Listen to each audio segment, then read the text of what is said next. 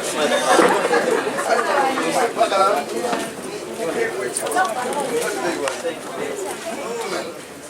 shall wear the victor's crown. We shall wear the victor's crown. When the struggle is over, we shall wear the victor's crown in the new Uganda. Thank you very much, Comrade BK. Please take your seats, ladies and gentlemen. People power, our power, NUP everywhere. Thank you. Greetings, fellow countrymen and women here with us today, and those that are watching us live online. I want first and foremost to welcome you back from our nationwide tour, the first phase. We really appreciate, we are grateful to the people of Uganda for receiving us massively in their millions in every region where we went. We are grateful to the people of Mbarara in Ankole. We are grateful to the people of Fort Poto in Toro, to the people of Kasese in Rwenzori. We are grateful to the people of Mayuge in Usoga, to the people of Busia in Bukedi, and we are grateful to the people of Mbale in Bugisu, and the people of Lira in Lango. We appreciate the people of Luwero in Buganda and the people of Hoima in Bunyoro, who came out in large numbers to welcome us. You have noticed, ladies and gentlemen, even yesterday where we were in West Nile in Arua, people showed up in masses, in their hundreds of thousands, to welcome our message of change and national redemption. We really appreciate.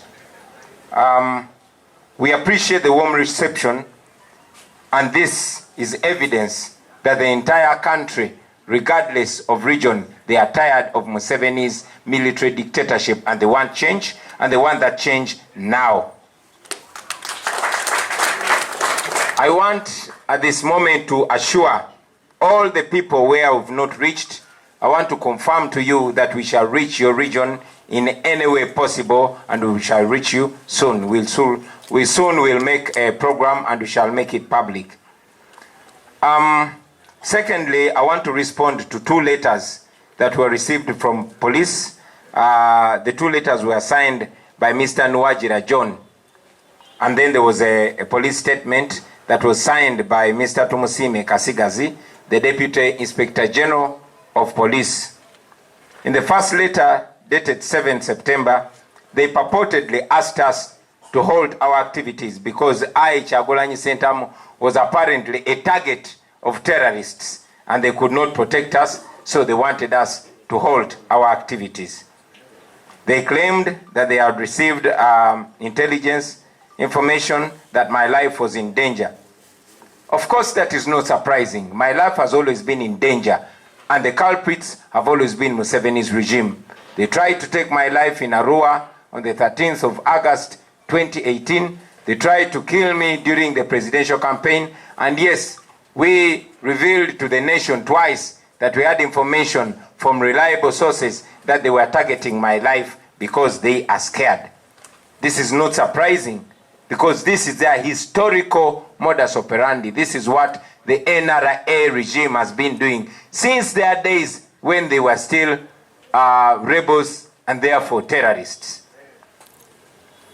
As soon as we announced our mobilization tour, they immediately started talking about the terrorism. They were not talking about the terrorism when Museveni's son or Nabanja were moving around the country. But as soon as we announced our program, then the talk of terrorism came out.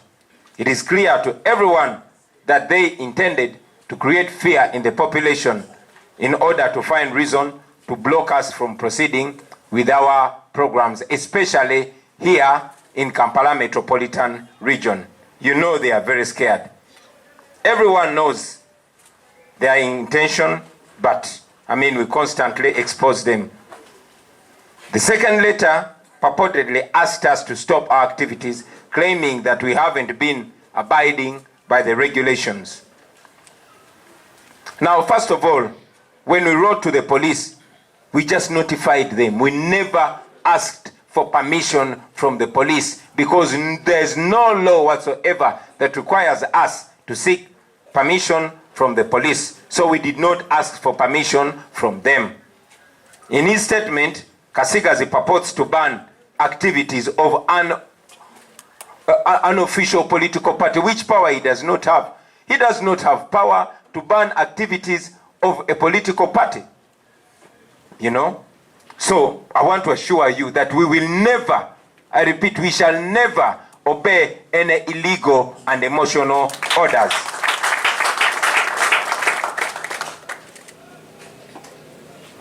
Secondly, they say that we have been blocking traffic. That is laughable, ladies and gentlemen. Our people have been very peaceful, like you saw.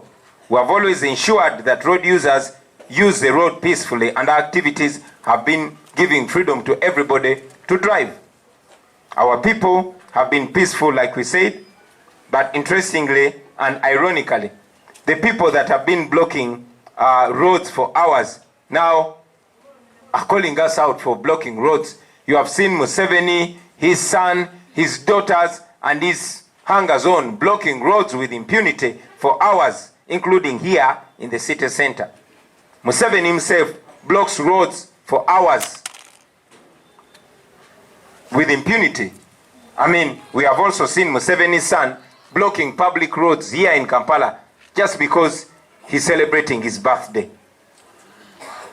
We have also seen known criminals, which you know, that block roads with impunity, but police has never talked about them. They instead protect them. As for Kasigazi, the statement that he made, it sounds like a statement that comes from the NRM Secretariat. The use of words like mob mentality, words like bullying, him describing us like radicals clearly speaks to somebody who is doing politics and not law enforcement. In addition, Kasigazi has turned himself into the prosecutor, the investigator, and the judge. It is, not for him to call us sectarian. It's not for him to declare us that we are defaming Museveni. If we have committed any offense, there are courts of law. Let them take us to court. I want to make it clear, although I know that all of you have seen that our activities have been very peaceful. And this has gone ahead to show the world that it is only when the police and military come in that chaos ensues. We have been peaceful because the police has not brought in any confusion and chaos. Even the one road accident that happened, the incident that happened in Hoima, was purely a road accident. Of course, we sympathize with the family of the victim, and we pray that the soul of our brother rests in eternal peace. So let me make these very clear comments. First, the police is exercising double standards and lack of independence.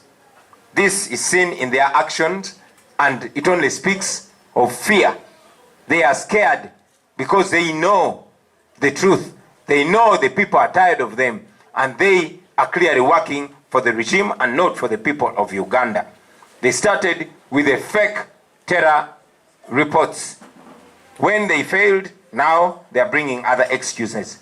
I want to assure the nation that our business first and foremost is to remove the regime in power, because that's the excuse they also gave. Yes, we want to remove Museveni's regime.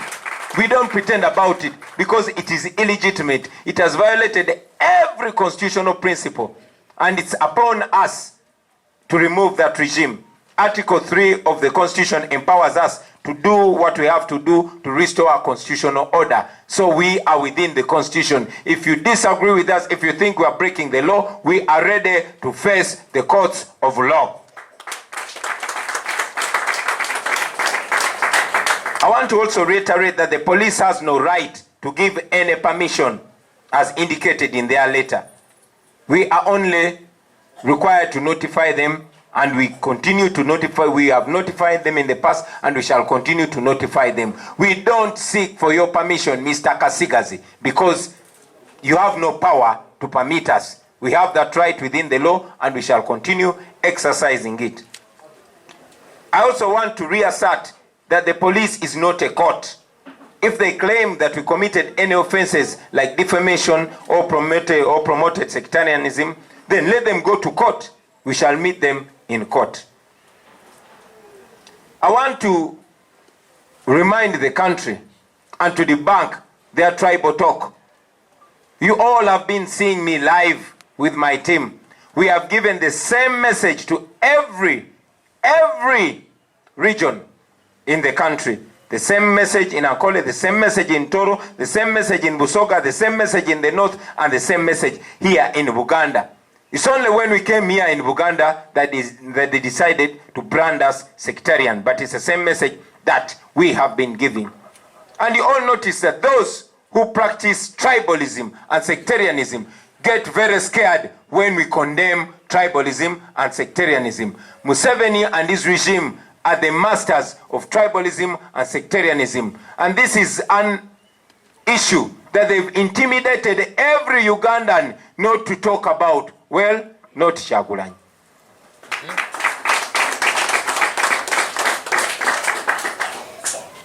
It is time, I think, ladies and gentlemen, that our country has a frank and honest discussion about tribalism and sectarianism. As a country, we must address that issue, and we must address it now. We must address the issue of mass land grabbing in Greater Luweero and many other parts of Busoga, in Bunyoro, and in the north of Uganda. I want to assure the people that we shall reach them everywhere. We shall come to you. Don't be intimidated by these criminals, because they are not enforcing the law, but they are only trying to ensure that the regime survives. I want to thank you very much for listening to me. Katika mbize ne mu Luganda musobolo. They manipulate the reality. And one thing that you need to know about dictatorial systems, since time immemorial and world over, they survive on about three things. One, the president has talked about it: fear. Fear is the greatest wall that stands between the people and the dictator. Once that wall is brought down, you will see the dictatorship crumbling. Number two is manipulation of the population, and he has talked about it.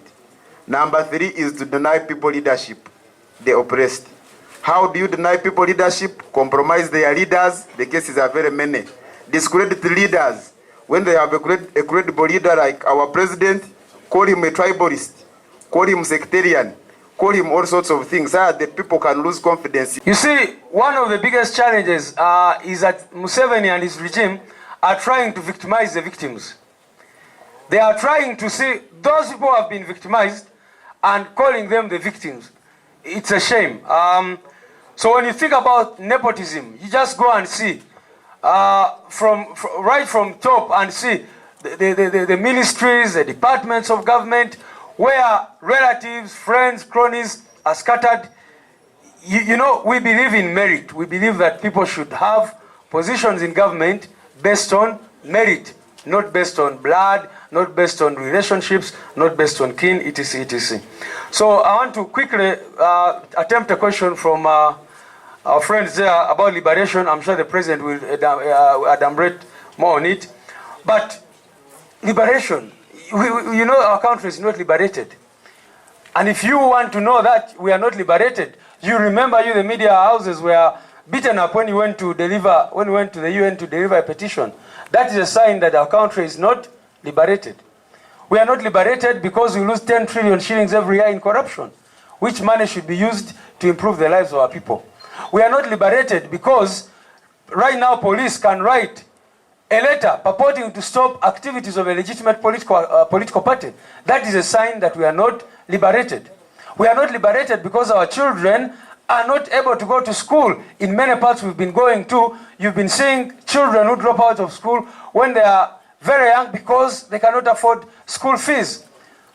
We are not liberated because we're in West Nile, and West Nile is not yet connected to the national grid.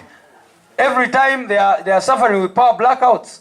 We are not liberated because you've been seeing the expenditure of General Museveni and State House.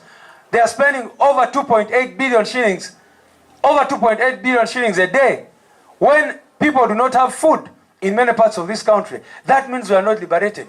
We are not liberated because I can go on and on and on and on. So those who say, who ask us about liberation, we are fighting to make sure that all Ugandans can enjoy this country and can have an equal stake in this country.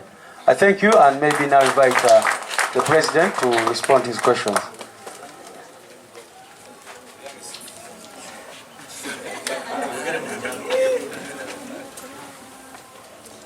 Thank you.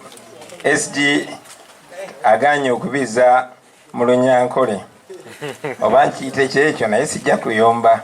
Thank you very much for making it clear, Comrade Secretary General. My sister Namakumbi asked about our liberation talk. Yes, there have been many liberation phases in this country. Some of them have been fake liberations. It's not yet Uhuru. We are not yet where we deserve to be. You remember that our grandfathers and mothers had to liberate us from colonialism. And after colonialism, we celebrated briefly, and then we fell again into misrule. Gun rule returned. So when Museveni was fighting against Dr. Milton Obote, we thought he was fighting a just cause, because he convinced our fathers and mothers that he was fighting against human rights violations, that he was fighting against vote rigging, he was fighting for the return of democracy and all that. But looks like it was a lie. You all remember that on the 26th of January, in fact 25th of January 1986, 25th of January, the same day that Idi Amin took over, is the same day that Museveni took over. Although, being the liar that he is, he lied. He paused so that they celebrate on the 26th of January. So on the 26th of January, we were captured as a country. We were lied to, tricked, and captured. So now we are fighting to liberate ourselves from gun rule. We are fighting to liberate ourselves from dictatorship, from the abuse of democracy, from vote rigging, from everything times 10 that Museveni purported to fight against in the 80s. We are fighting against family rule. We want to liberate ourselves from family rule, from sectarianism, realistic sectarianism, from corruption, and from land grabbing. I could go on and on and on and on. But most importantly, like it seems to be the hot issue, we are fighting to liberate ourselves from nepotism and tribalism. And I will make it very clear. Some of you saw a video of an SFC soldier. And those that have not seen it, I beg you to spread it, because it is exposing and spreading the truth and poking holes into their manipulations that is going to save us. Please spread that video. This SFC soldier is clearly having tribal talk that I find even filthy to repeat here on the microphone. But where do they learn it from? They learn it from the chief priest of tribalism and sectarianism. I want to make it clear that I'm not tribal. I'm not tribal. You all know my family. Did I marry from my tribe? You want to tell me there were no women in my tribe? But because I am national and I appreciate diversity, and I got my wife, my beautiful wife, from Ankole. You all remember that Museveni's son tweeted against me marrying my wife from Ankole, saying that I had to seek permission from him. You've seen all his tribal tweets that I find detesting to even repeat. But again, look at the teacher of tribalism and sectarianism. Look at how he has reduced our country to his family. His wife is a minister for education. His brother, he has the biggest budget under the guise of Operation Wealth Creation. His son, he commander land forces, then advisor. His brother-in-law, his son-in-law, his brothers are the owners of the gold mines that are supposed to be national gold mines, etc, etc, etc. So, Museveni, you have no moral authority to talk about that. We were all also asked about the threats, but I don't think I have to attempt that because you were very ably responded to. I mean, yes, we've had threats, but historically, threats against my life have been coming from the regime. And it's upon the Museveni regime to ensure that nothing happens to me, because we know that any harm that comes to me will be coming from you, and you know what exactly will follow later on. Yes, sir. Sematimba, no, before Sematimba, again the same person, but he asked whether we are ready for the violence. We are never ready for violence. We don't want violence. We are not violent people. And as you've seen for the last close to 3 weeks, nothing violent has happened because the police has not unleashed violence on us. How have we been able to go around? It's not because Museveni wanted it, but we've been telling you we took Museveni, his son and his cronies to the International Criminal Court. And we believe that because they know what that means, that's why they behaved themselves. Are we ready for violence? We are not ready. But again, like they say, give your enemy enough rope to hang himself. The world cameras are on us. Museveni, you have the right to brutalize the people of Uganda or even kill them. But everybody that unleashes violence on the people of Uganda, anybody that kills the people of Uganda, you will be personally liable. Personally liable. We told you when we were beginning this tour that you will only be giving us more evidence against you. We are law-abiding citizens, and we know that one day, one time, all of you will answer for the crimes against humanity that you have committed in the past, that you are committing now, and those that you plan to commit. Fetubataddeko kamera, you can do all that you want to do. Yes, bimazeeyo.